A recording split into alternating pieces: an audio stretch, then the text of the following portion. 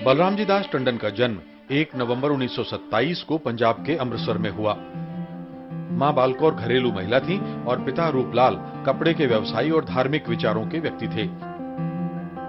बलराम जी दास की प्रारंभिक शिक्षा अमृतसर के सनातनी स्कूल में हुई। मैट्रिक पास करने के बाद उन्होंने अमृतसर के हिंदू कॉलेज से स्नातक किया। कॉलेज जाने वाले वो परिवार के पहले व्यक्ति थे। वो जब 20 साल के थे तो देश का बंटवारा हो गया। बंटवारे का मंजर उन्होंने करीब से देखा। संघ प्रचारक के तौर पर सार्वजनिक जीवन शुरू करने वाले बलराम जी दास जनसंघ के संस्थापक सदस्यों में से एक थे। 1953 में श्यामा प्रसाद मुखर्जी के नेतृत्व में कश्मीर आंदोलन में उन्होंने सक्रिय भूमिका निभाई और जेल गए। जेल में रहते हुए 1953 में नगर निगम पार्षद का चुनाव लड़ा और जीते। पहली बार 1957 में जनसंघ के टिकट पर वो विधायक चुने गए। इमरजेंसी के दौरान वो 19 महीने नजरबंद रहे। 6 बार विधायक रह चुके टंडन ने पंजाब सरकार में अनेक महत्वपूर्ण जिम्मेदारियां संभाली। 25 जुलाई 2014 को उन्हें छत्तीसगढ़ का राज्यपाल नियुक्त किया गया। ईश्वर की शपथ लेता हूं कि मैं श्रद्धापूर्वक छत्तीसगढ़ के राज्यपाल के पद का कार्यपालन करूंगा। दुनिया बड़ी तेज गति से चल रही और जहां तक नवयुवकों का संबंध है वो उनसे भी आगे चलने की कोशिश करते हैं और स्वाभाविक है, नया खून होता है, जवानी का जोश होता है और उसके अंदर आज इस कॉम्पिटिटिव लाइफ के अंदर हर किसी की ये कोशिश होती है कि मैं थोड़े समय के अंदर ही ज्यादा तो वो हमारी बहुत बड़ी गलती हो। इसलिए मैं आप सबको यही कहना चाहता हूं कि आप अपने एथिक्स उनको सामने रख करके, चाहे अपना बिजनेस कर रहे हो, चाहे किसी जिम्मेवारी की सर्विस के ऊपर काम कर रहे हो, किसी भी जगह पर किसी पोजीशन के अंदर काम करने का मौका मिलता है तो अपनी एक छाप छोड़ करके जाएं कि ऐसा एक व्यक्ति आया था इस ऑर्गेनाइजेशन को आगे बढ़ाने में बड़ा महत्वपूर्ण योगदान दिया, ऑर्गेनाइजेशन का नाम उज्जवल किया, दूसरे लोगों के लिए, आने वालों के लिए फुटप्रिंट्स छोड़े जिसको कि वो फॉलो करके आगे चल सके। इसलिए मैं ये कहूँगा कि आप 2-3 बातें अपनी ध्यान में रख करके जिंदगी में कदम बढ़ाएं। Shortcut is not the only way, we have to follow proper ways and means जिससे कि जिंदगी में कठिनाइयां भी आती हैं, मुश्किलात भी आती हैं, मुश्किलात से 2-4 भी होना पड़ता है। कुछ लोग तो घबराकर वो बैठ जाते हैं, रास्ता छोड़ जाते हैं, लेकिन कुछ लोग हिम्मत के साथ उन मुश्किलों के अंदर भी कोई ना कोई रास्ता ढूंढकर उसमें भी कौन सी एक सुनहरी किरण है, जो उज्जवल किरण है, उस उज्जवल किरण को लेकर के आगे बढ़ते हैं। हर एक ने चले जाना। गीता में कहा है कि जातस्य ही ध्रुवो मृत्यु ध्रुवम जन्म मृतस्य थे, कि कोई दुख पाके मर गया, कोई सुख पाके मर गया, जीता रहा न कोई हरिक आके मर गया। आकल था दूसरों को समझा के मर गया और बेअकल छाती पीट के घबरा के मर गया। जीता रहा न कोई हरिक आके मर गया। भारत ने दुनिया को दिया और दुनिया के 193 कंट्रीज ने 11 दिसंबर 2014 को इसके बारे में निर्णय किया, सारा कुछ देखने के बाद, कि एक गरीब से गरीब व्यक्ति, एक धनवान व्यक्ति और एक साधारण व्यक्ति शरीर को कैसे तंदुरुस्त रख सकता है, उसके लिए बिना एक पैसा खर्च किए किस ढंग से वो इस सारे कार्य को प्राप्त कर सकता है। उसका साधन जो योग के रूप में वहां पर दर्शाया गया, बताया गया, जिसके बारे में व्याख्या की गई, तो उसको उन्होंने सारे देशों ने स्वीकार किया। और आज ये दिन हमारे लिए गौरव का दिन है कि आज यह अंतर्राष्ट्रीय योग दिवस दुनिया के भिन्न भिन्न देशों के अंदर लोग बड़े चाव के साथ, बड़े सामर्थ्य के साथ इसको मना। दो बातें, एक तो है परिवार के संस्कार और उन संस्कारों से जो माता के दूध के साथ मिलते हैं जी, बहुत बड़ी शक्ति और बहुत बड़ा एक तरह से द्वार खुलता है। दुख है, इसमें कोई शक की बात नहीं कि वैल्यूज में हरास आया और थोड़ा नहीं बहुत बड़ा हरास आया। उसका सबसे बड़ा कारण यह है, उस वक्त समूचे देश के सामने एक लक्ष्य था। जब किसी देश और उस वक्त उस देश की जनसंख्या और विशेष करके जो युवा के अंदर जोश होता है, जो एक शक्ति का भी सामना करने, बड़े से बड़ी शक्ति का भी सामना करने के लिए जो एक प्रेरणा अंदर से मिलती है, क्योंकि एक लक्ष्य है, लक्ष्य को प्राप्त करना। आज मैं ये समझता हूं कि लक्ष्य विहीन होकर के देश चल रहा है और उसमें यही प्रवृत्ति धीरे धीरे हमारी इस पीढ़ी के अंदर भी आई है और बड़ी तेजी से आ रही है कि आराम करो, खाना पीना है, आजाद हैं, अब कोई ऐसी बात तो है नहीं। इसलिए तो अब जितना अधिक से अधिक कमाई की जा सकती है वो करो, और उसके लिए साधन ठीक है तो बहुत अच्छा है, साधन ठीक नहीं तो गलत है तो वो भी ठीक है। लेकिन ये हम साधन किसी भी ढंग से पैदा करने की कोशिश करें जिससे कि जीवन सुखी हम अपना तो बनाएं, साथ ही अपने संतान के लिए बना करके चलें। यह जो आज एक प्रवृत्ति बनी लक्ष्य विहीन देश की, उसके कारण आज ये अवस्था पैदा हुई। जी बिल्कुल। ठीक पथ पर चले। एक है आजादी के लिए लड़ने वाला व्यक्ति, जान देने वाला व्यक्ति, कई तरह की अन्य बीमारियों का भी एक साधक हो सकता है, उससे जुड़ा हुआ हो सकता है। लेकिन जो किंचित मात्र भी आध्यात्मिकता जिसके हृदय में होगी, वो जहां पर बड़े से बड़े लक्ष्य की प्राप्ति के लिए बाकी के जब लक्ष्य सामने आ जाता है उसके लिए अग्रसर होंगे, उसमें आध्यात्मिकता जो है वो दो किनारों के अंदर बांधने वाली बात है किसी दरिया को। राइट। नहीं तो बिना बांध के जो दरिया चलता है पता नहीं कितनी तबाही करता है।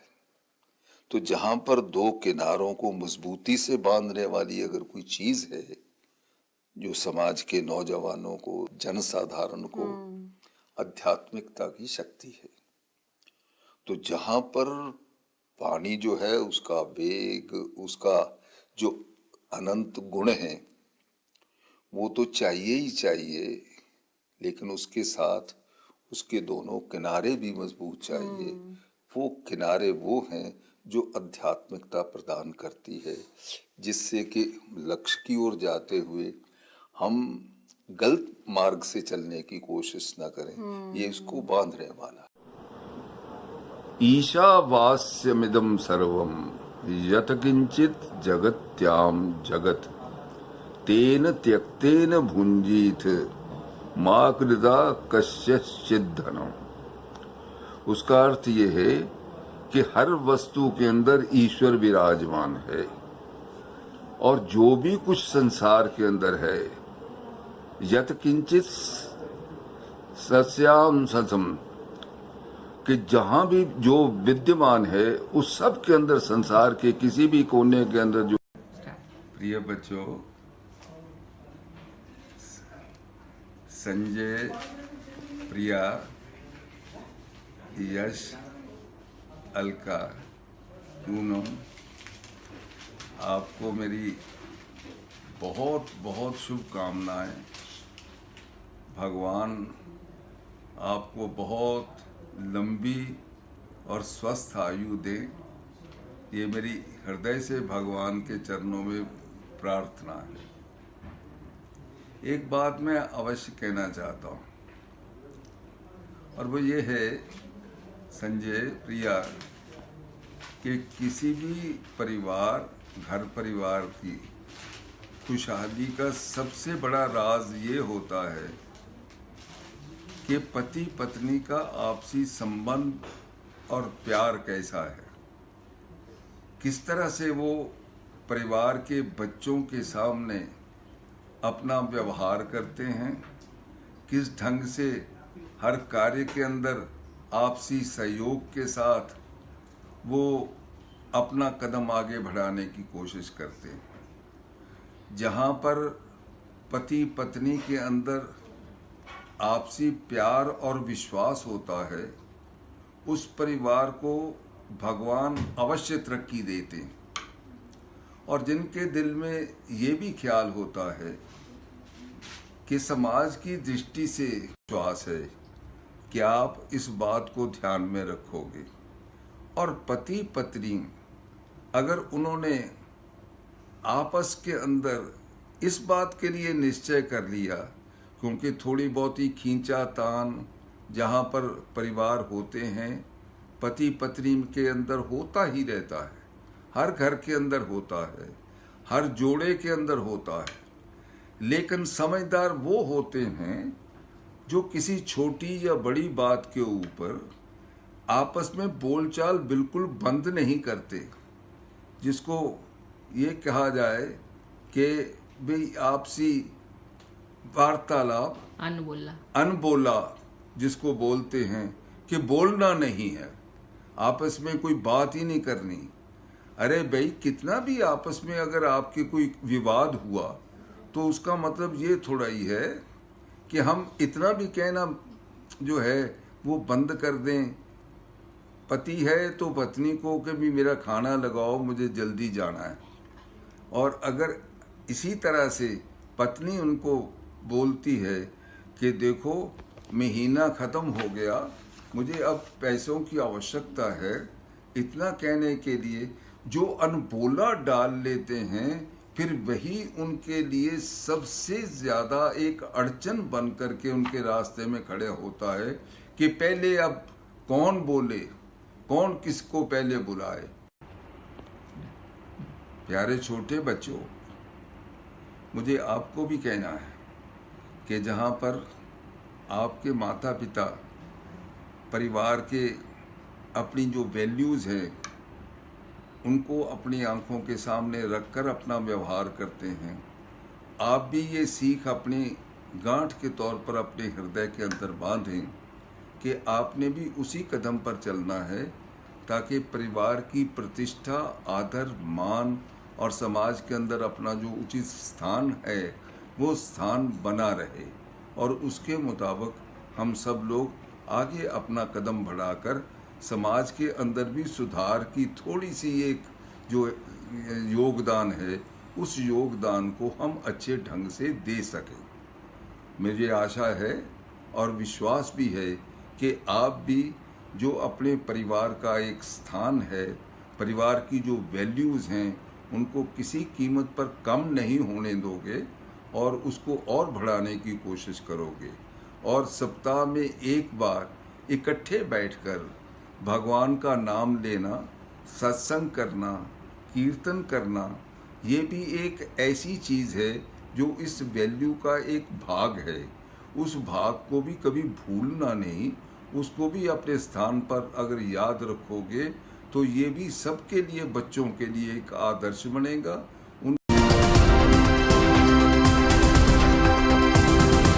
श्री आदरणीय श्री वीपी सिंह बदनौर जी, राज्यपाल पंजाब प्रदेश श्री सोम प्रकाश जी, केंद्र सरकार में वाणिज्य मंत्री श्री विजय इंदर सिंगला जी, प्रदेश सरकार में पंजाब सरकार में शिक्षा और पब्लिक वर्क्स का मंत्री, और Shri Rajkumar ji, vice chancellor Punjab university, Shri Sanjay Tandon ji, सुपुत्र बलराम दास जी टंडन जी।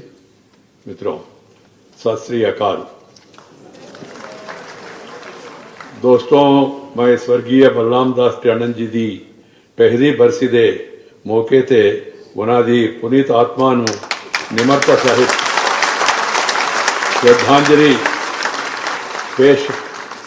श्रद्धांजलि पेश कर रहे हैं। आते इस मौके ते अपने विचार पेश करना दा मौका देने लाई प्रबंधन का दा धन्यवादी हान।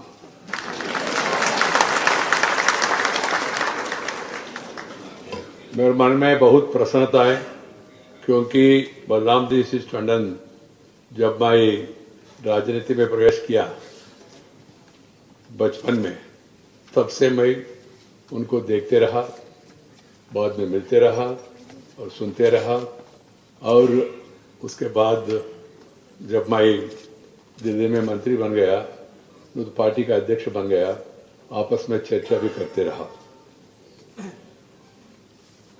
स्वर्गीय बलराम दास टंडन जी की प्रथम पुण्यतिथि पर दिवंगत पुण्यात्मा को विनम्र श्रद्धांजलि अर्पित करता हूं, और इस अवसर पर मुझे अपने विचार व्यक्त करने का अवसर देने के लिए आयोजनकर्ताओं का आभार व्यक्त करना चाहता हूं। अपने यशस्वी सार्वजनिक जीवन के अंतिम उत्तरदायित्व छत्तीसगढ़ के राज्यपाल बनने से पहले तक प्राय पंजाब तथा निकटवर्ती क्षेत्र ही टंडन जी का कार्य क्षेत्र में रहा। इस क्षेत्र में अपने सार्वजनिक जीवन में टंडन जी ने यश और प्रतिष्ठा अर्जित की, जिसे आज भी लोग आदर के साथ स्मरण करते हैं। मित्रों, टंडन जी के सामाजिक संस्कारों तो युवावस्था में ही पड़ गए थे। अब उस पीढ़ी के प्रतिनिधि थे जिसने स्वाधीनता से पहले और बाद की राजनीति को निकट से देखा और उसमें रचनात्मक भाग भी लिया है। वह दौर था जब राष्ट्रीय मुद्दों पर दलीय मतभेद न थे। सामाजिक राजनीतिक कार्यकर्ता एक से अधिक राजनैतिक संगठन में सक्रिय रहते थे। देश का विभाजन पंजाब पर विशेषकर भारी पड़ा था। इस प्रदेश को सबसे अधिक मानव त्रासदी झेलनी पड़ी। इसमें कई स्वयंसेवी युवा संगठन इस क्षेत्र में सक्रिय थे, जो विभाजन से आई आपदा में शरणार्थियों, उनके जान माल सम्मान की रक्षा के लिए तत्पर थे। टंडन जी ने इस कठिन समय में राष्ट्रीय स्वयं सेवक संघ के प्रचारक के रूप में पंजाब और आसपास के क्षेत्रों में डलहौजी, चंबा में अथक परिश्रम किया। विभाजन से आए शरणार्थियों के लिए शिविर आयोजित किए। उन्होंने मूलभूत सुविधाओं उपलब्ध कराने का प्रयास किया है। वर्तमान पीढ़ी शायद जानती होगी, 1927 में अमृतसर में जन्मे टंडन जी का सार्वजनिक जीवन 1953 में ही अमृतसर नगर निगम के सदस्य के रूप में प्रारंभ हुई। 1957-77 तक आप 5 बार पंजाब विधानसभा के सदस्य रहे। इसके बाद आप 1997-2002 तक पुनः पंजाब विधानसभा के सदस्य बने। अपने विधायी जीवन में अपने 3 बार अपने पंजाब सरकार में मंत्री पद के दायित्व का निर्वाह भी किया है। अपने लंबे सार्वजनिक जीवन में टंडन जी ने निस्वार्थ राष्ट्र सेवा, निष्ठापूर्ण समाज सेवा के प्रामाणिक मानदंड स्थापित किए, जो जन प्रतिनिधियों और सामाजिक राजनीतिक कार्यकर्ताओं की वर्तमान पीढ़ी के लिए भी आज भी उतना ही अनुकरणीय है। The way these people lived, the way they have conducted themselves, the way they have contributed for the growth of the country and welfare of the society is to be really followed even now for the younger generation. One of the reasons for this Vyakhyan is to convey the thoughts and thinking, works, contributions of great people like Sri Balramji Tandon and others to the new generation. The felicitation or the book release or the memorial lectures are aimed at to give inspiration to the new generation. That is the purpose of today's meeting also. The ideal behavior of those leaders, it should be remembered. The services rendered to the country by those great people, great sons of the great country, they should be remembered forever so that you get proper inspiration. Irrespective of parties, lot of people, they made their sacrifices. And Punjab is a place of sacrifice. I need not explain about the greatness of Punjab. It has faced many challenges at the time. 1962 और 1965 का युद्धों के दौरान अपने राष्ट्रीय उद्देश्यों के लिए जन सहयोग और जन भागीदारी को संगठित किया। साधारण नागरिक हर प्रकार से देश की सेनाओं को सहायता करने का तत्पर थे। जनता ने उदारता पूर्वक अपने सर्वभूषण दान भी किए। आवश्यकता की तो स्थानीय स्तर पर एक राष्ट्र निष्ठा प्रामाणिक नेतृत्व की जो इन जन प्रयासों को संगठित कर सके, उन्हें अभीष्ट लक्ष्य तक पहुंचा सके। लोगों को टंडन जी का कार्यक्षमता, राष्ट्र निष्ठा और प्रामाणिकता पर पूर्ण विश्वास था। उनका नेतृत्व में सर्वदलीय कमेटी बनी तथा स्थानीय नागरिकों ने मनोयोग से अपना धन देश रक्षा के लिए दान कर दिया। इस प्रकार 1965 के युद्ध में अपने सीमा पर तैनात सैनिकों के लिए अमृतसर जैसे सीमावर्ती जिले में कैंटीन सुविधा भी आयोजित की। पंजाब में आतंकवाद के दिनों में टंडन जी सांप्रदायिक सौहार्द और शांति के लिए प्रयासरत रहे। इस दौरान आपके घर पर आतंकवादी हमले भी हुए, फिर भी अपने और अपने परिजनों की सुरक्षा की चिंता की बगैर अब आतंकी घटनाओं से प्रभावित लोगों की सेवा करते रहे। उनके पुनर्वास के लिए समिति बनाई, गरीब परिवारों के लिए चिकित्सा और स्वास्थ्य सुविधाएं उपलब्ध कराई। चिकित्सा और स्वास्थ्य सुविधाएं उपलब्ध कराया उस समय वो बहुत जरूरी था। अपने सार्वजनिक जीवन में टंडन जी ने अनेक समाज सेवी संस्थाओं से सक्रिय रूप से जुड़े रहे और स्थानीय समुदाय की सेवा करते रहे, जैसे रक्तदान, निःशुल्क शिक्षा, चिकित्सा, गरीब बेसहारा विधवाओं को निःशुल्क राशन, वस्त्र उपलब्ध कराना आदि काम उस समय करते थे। आज के जनप्रतिनिधियों को उनके कृतित्व से प्रेरणा लेनी चाहिए। आज हमें बढ़ती आकांक्षा और रोज बदलती संभावनाओं के युग में रह रहा है। जनप्रतिनिधियों से जन अपेक्षाओं भी बड़ी है। जनता हमसे अपेक्षा करती है कि हम उन मानदंडों का अनुसरण करें जो टंडन जी जैसे विभूतियों ने सार्वजनिक जीवन में स्थापित किए। पारदर्शिता और निष्ठा के प्रति उसके आग्रह के बारे में मुझे उनके जीवन की कुछ घटनाएं बताई गए हैं। किस प्रकार आपातकाल के दौरान माता की मृत्यु के बाद भी पेरोल बढ़ाने से इनकार कर दिया। मंत्री रहते भी अपने कोटे का कोयला भी देने से मना कर दिया। अपेक्षित शासकीय शुचिता पर आंचना आए या फिर परिजनों को उनके मंत्री रहते सरकारी टेंडरों में आवेदन करने से मना कर दिया। ये सभी घटनाएं सार्वजनिक जीवन में शुचिता, पारदर्शिता के ऊंचे प्रतिमान स्थापित करती है। तभी जनता का लोकतांत्रिक संस्थाओं और जनप्रतिनिधियों में विश्वास बढ़ता है। ऐसे समय में टंडन जी द्वारा स्थापित राष्ट्र निष्ठा के मानदंडों का सदैव स्मरण करना चाहिए। हर नागरिक को समाज हित और देश हित में अपने सूक्ष्म व्रतों को पूरा करने का संकल्प लेना चाहिए। मैं उनसे बहुत छोटा हूं, तो संघ की तीसरी पीढ़ी का कार्य करता हूं और बलराम दास जी संघ के पहली पीढ़ी के या अधिक से अधिक दूसरी पीढ़ी कह सकते हैं, ऐसे स्वयं हो गए। इसलिए स्वाभाविक रूप से अखिल भारतीय अधिकारी बनने के बाद एक दो बार पंजाब में आया, तब उनकी भेंट समन्वय बैठक में वगैरह हुई है हमारी। लेकिन लंबे समय साथ रहकर या निकट रहकर देखना ऐसा मेरा हुआ नहीं। सज धज कर आवे आकर्षण, पग पग पर झूमते प्रलोभन, होकर सबसे विमुख बटो ही पथक पर समल समल बढ़ता है। पतझड़ के झंझावातों में, जग के घातों प्रतिघातों में, सुरभि लुटाता सुमन सिहरता, निर्जनता में भी खिलता है। अमर तत्व की अमर साधना, प्राणों में उत्सर्ग कामना, जीवन का शाश्वत व्रत लेकर राही मचल मचल चलता है। दिव्य ध्येय की ओर तपस्वी जीवन भर अविचल चलता है। श्री बलराम टंडन